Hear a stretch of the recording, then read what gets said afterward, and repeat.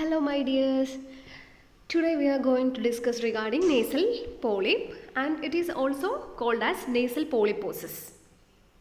Nasal polyps are soft, painless, non-cancerous growth on the lining of the nasal passage or sinus. So, nasal polyp are soft, painless, non-cancerous growth. What? എന്താണ്? ഇപ്പോൾ nasal polyp എന്ന് പറയുന്നത് soft, painless, non-cancerous growth on the lining of the nasal passage or sinus. It growth in the inflamed tissue of the nasal mucosa.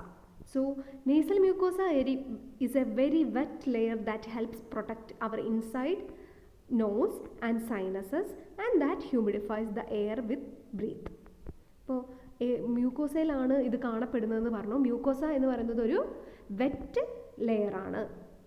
അത് നമ്മളെ nasal cavity protect ചെയ്യാൻ വേണ്ടിയിട്ടുള്ള ഒരു wet ലെയറാണ് and it is humidifies the air we breathe. നമുക്ക് ഹ്യൂമിഡിഫിക്കേഷനും കൂടി, അതായത് നമ്മളെ ഇൻസ്പയർഡ് എയറിനെ ഹ്യൂമിഡിഫൈ ചെയ്യുക എന്നുള്ള പ്രവർത്തനം കൂടി നമ്മുടെ നേസൽ മ്യൂക്കോസ ചെയ്യുന്നുണ്ട്.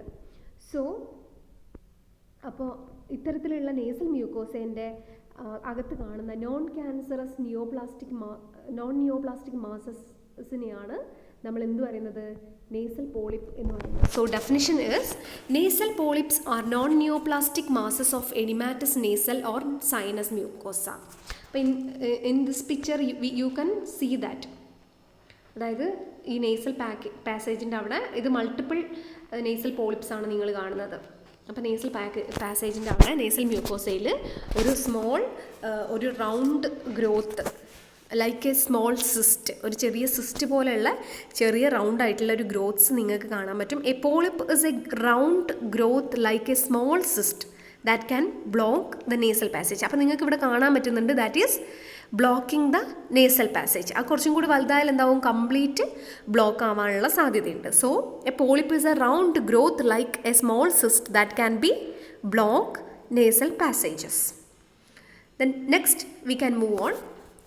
Causes or etiological factors of nasal polyp. So, etiology of nasal polyps are very complex and not well understood. ഇത്രയും നമുക്ക് ക്ലിയർ ആയിട്ട് എന്താണ് നേസൽ പോളിപ്പിൻ്റെ കാരണം എന്ന് പറയാൻ പറ്റിയിട്ടില്ല. പക്ഷേ ചില റീസൺസ് ഒക്കെ നമുക്ക് പറയാൻ പറ്റിയിട്ടുണ്ട്. ബിക്കോസ് ഈ നമ്മളെ നേസൽ മ്യൂക്കോസിനെ ബാധിക്കുന്ന ഏതെങ്കിലും ഇൻഫ്ലമേറ്ററി കണ്ടീഷൻസ് ഒക്കെ ഇതിനെ ട്രിഗറിങ് ഫാക്ടേഴ്സ് ആയിട്ട് പറയുന്നുണ്ട്. That are chronic rhinosinusitis. It is the inflammation of the nasal mucosa.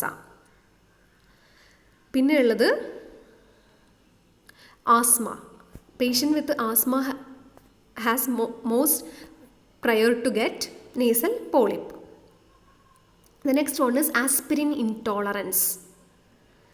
Then cystic fibrosis, allergic fungal sinusitis. These all are the etiological factors of nasal polyps. അപ്പോൾ mainly അലർജിയും ആസ്മയും റൈനോസൈനസൈറ്റിസും ഒക്കെയാണ് ഇതിന് ട്രിഗറിങ് ഫാക്ടേഴ്സ് ആയിട്ട് പറയുന്നത്. The next we can move on symptoms. എന്തൊക്കെയായിരിക്കും symptoms ഉണ്ടാവുക? ഇനിഷ്യലി അതൊന്നും സിംറ്റംസ് ഒന്നും കാണിക്കില്ല, അസിംറ്റോമാറ്റിക് ആയിരിക്കും. ചെറിയ പോളിപ്പൊക്കെ ഉള്ളവരാണെങ്കിൽ തന്നെ അത് ഒബ്സ്ട്രക്റ്റ് ചെയ്യുന്നില്ല എങ്കിൽ കൂടുതലായിട്ടുള്ള മാനിഫെസ്റ്റേഷൻസ് ഒന്നും തന്നെ കാണിക്കാൻ പോകുന്നില്ല. If multiple nasal polyps always causes some symptoms. എന്തൊക്കെയാണ് നമുക്ക് നോക്കാം. അപ്പം ഇത് usually commonly seen in adults. ഇത്തരത്തിലുള്ള നേസൽ പോളിപ്സ് ഒക്കെ we can seen in adults more than children. So, nasal stiffness will be there and that will lead to total nasal obstruction. Nasal stiffness ഉണ്ടാവാനുള്ള സാധ്യതയുണ്ട്. അതായത് വലിയ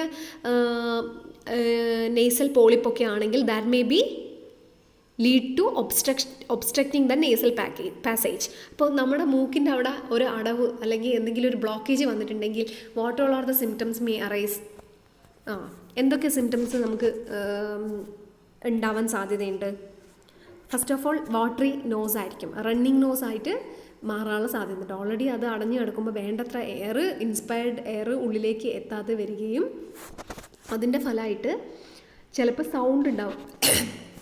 ഉറക്കത്തിൽ snoring ഒക്കെ ചെയ്യാനുള്ള സാധ്യത കൂടുതലാണ്. അപ്പോൾ സ്നോറിംഗ് ഒക്കെ ഇതിൻ്റെ ഒരു ക്ലിനിക്കൽ മാനിഫെസ്റ്റേഷൻസ് ആണ്. പിന്നെ വേണ്ടത്ര എയർ ഉള്ളിലേക്ക് എടുക്കാൻ പറ്റാത്തതുകൊണ്ട് തന്നെ നമ്മുടെ ഓൾഫാക്ടറി ഏരിയയിലേക്ക് എയർ എത്താതിരിക്കുകയും that may lead to partial or complete loss of sense of smell. That is known as anosmia. Anosmia എന്നാണ് ആ കണ്ടീഷനെ പറയുന്നത്. Then headache due to associated sinusitis. Headache will be there, that may be due to sinusitis. Sinusitis ഇത്തരത്തിലുള്ള polyps നമ്മൾ പറഞ്ഞു എപ്പോഴും associated with, we can see that is associated with the sinusitis. So headache is a common symptom. Then sneezing and watery discharges will be there. Then mass protruding over the nostrils and other signs including protrusion and pinky nose. Pink കളറായിട്ടുള്ള ഈ nasal tips ഒക്കെയാണ് നമുക്ക് കാണാൻ പറ്റുന്നത്. Then next we can move on diagnostic measures. Diagnostic measures നമുക്ക് എങ്ങനെ ഇത് കണ്ടുപിടിക്കാം? ഇപ്പോൾ ഒരാൾക്ക് പെട്ടെന്ന് സിംറ്റംസ് ഉണ്ടായാലും അവർക്ക് മനസ്സിലാവില്ല നേസൽ പോളിപ്പ് കൊണ്ടാണെന്ന്. അപ്പോൾ ഫിസിക്കൽ എക്സാമിനേഷനിലൂടെ നമുക്ക് നേസൽ എൻഡോസ്കോപ്പിക് ടോർച്ചൊക്കെ അടിച്ച് നോക്കുന്ന സമയത്ത് നമുക്ക് കാണാൻ പറ്റും, വിഷ്വലൈസ് ചെയ്യാൻ പറ്റും. We can visualise the nasal polyp. The next one is treatment. Treatment conservative മാനേജ്മെൻറ്റും ഉണ്ട്, സർജിക്കൽ മാനേജ്മെൻറ്റും ഉണ്ട്. In conservative management early polypoidal changes with edematous mucosa may revert normal with antihistamines and control of allergy.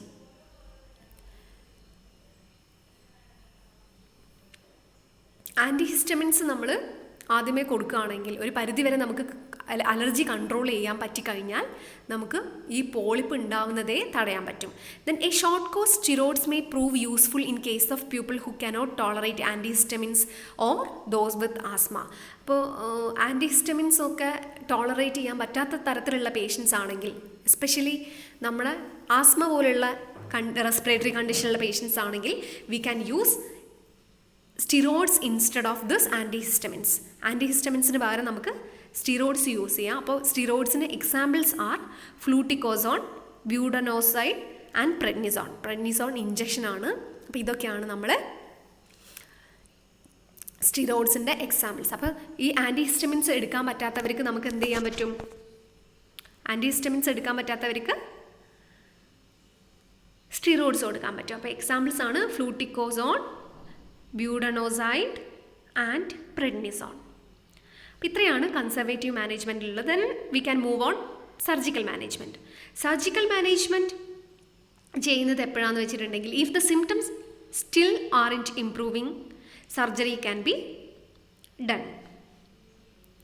അപ്പോൾ symptoms ഒന്നും നമ്മൾ ഈ steroids കൊടുത്തിട്ടും ആൻറ്റിഹിസ്റ്റമിൻസ് ഒക്കെ കൊടുത്തിട്ടും മാറുന്നില്ലെങ്കിൽ മാത്രമേ we can move on surgical measures.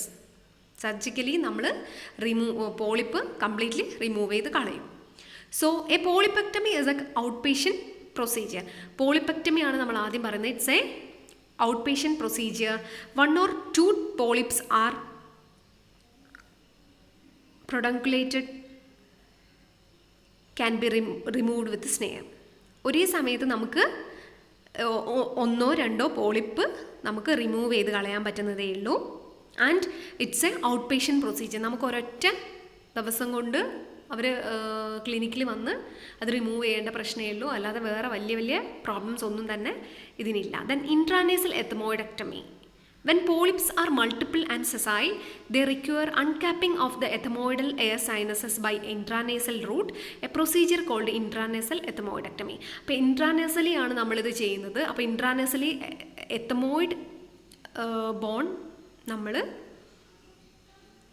Remove ചെയ്ത് കളയാണ് ഈ പ്രൊസീജിയറിൽ.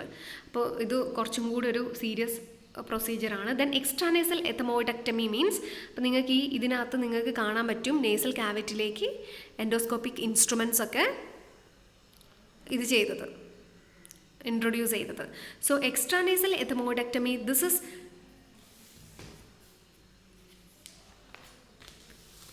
this is indicated when the polyps recur after intranasal procedures and surgical landmarks are ill defined due to previous surgery.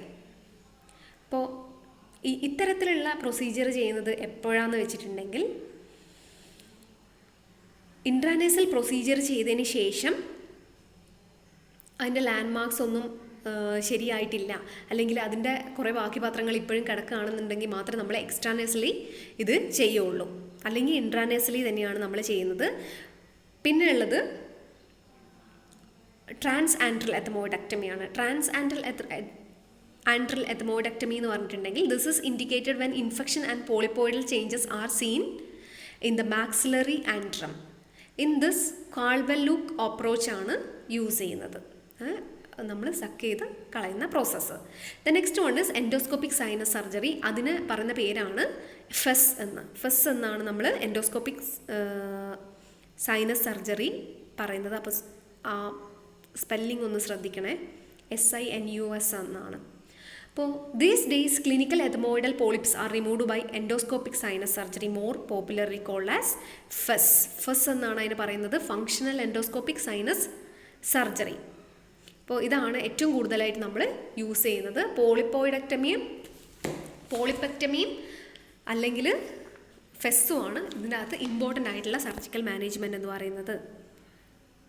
Polyps can be removed more accurately when ethmoid cells are removed, and then drainage and ventilation provided to other involved sinuses such as maxillary, sphenoidal and frontal. അപ്പോൾ ഇതിനകത്ത് ചെയ്യുന്നത് എന്താണെന്ന് വെച്ചിട്ടുണ്ടെങ്കിൽ endoscopic നമ്മൾ ഉള്ളിലേക്ക് ഇൻട്രാനേസലി നമ്മൾ insert ചെയ്തതിന് ശേഷം പോളിപ്സ് റിമൂവ് ചെയ്യുക, ദെൻ എത്തമോയിഡൽ സെൽസും റിമൂവ് ചെയ്ത് കളഞ്ഞതിന് ശേഷം അതർ സൈനസിലുള്ള ഡ്രെയിനേജ് ഒക്കെ നമ്മൾ സക്ഷൻ ചെയ്ത് വലിച്ച് കളയാം. അപ്പോൾ അതാണ് എൻഡോസ്കോപ്പിക് സൈനസ് സർജറി എന്ന് പറഞ്ഞിട്ടുണ്ടെങ്കിൽ. അപ്പോൾ ഇത്രയൊക്കെ ഉള്ളൂ അതിനെപ്പറ്റി പറയാനുള്ളൂ. ഇതാണ് ആ പ്രൊസീജിയർ, എൻഡോസ്കോപ്പിക് സൈനസ് സർജറീൻ്റെ FSൻ്റെ പ്രൊസീജിയർ ഇതാണ്. Thank you. ചെറിയ കണ്ടീഷനാണ് നേസൽ പോളിപ്പ്. എല്ലാവരും നോട്ട്സ് കൃത്യമായിട്ട് എഴുതുക. Thank you.